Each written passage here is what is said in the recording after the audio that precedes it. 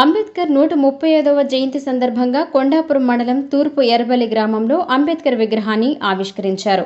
దాత నర్రాళ్ల రమణారెడ్డి సహాయంతో ఏర్పాటు చేసిన డాక్టర్ బిఆర్ అంబేద్కర్ విగ్రహాన్ని ఎమ్మెల్యే కాకర్ల సురేష్ ప్రారంభించారు.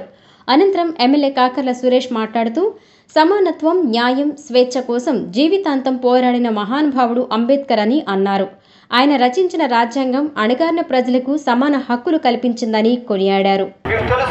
ఎన్టీఆర్ గారు పార్టీ పెట్టినప్పుడు బీసీ వర్గాలకి కానీ వెనకబడిన వర్గాలకు కానీ ఎంత ప్రాధాన్యత ఇచ్చారో, పూర్తిగా అంబేద్కర్ గారి ఆశయాలను ముందుకు తీసుకెళ్లే పార్టీగా ఆ రోజున తెలుగుదేశం పార్టీ అవతరించి ఈ రోజు వరకు కూడా మన బాబు గారి నాయకత్వంలో ఈ రోజు వరకు కూడా అన్ని ప్రోగ్రాములు మనం బ్యాలెన్స్ చేసుకుని అండగా ఉండడం జరుగుతూ ఉంది. ఈ విధంగా మనం ముందుకెళ్తాం, అందరిగా మేముంటాం అండగా, ప్రతి ఒక్క కుటుంబానికి నేనుంటాను అండగా చెప్పడానికి నేను సంతోషంగా భావిస్తూ ఉన్నాను. డాక్టర్ బాబాసాహెబ్ అంబేద్కర్ కి జోహార్, జోహార్ డాక్టర్ బాబాసాహెబ్ అంబేద్కర్. అంబేద్కర్ గారి ఆశయాల్ని కొనసాగిద్దాం.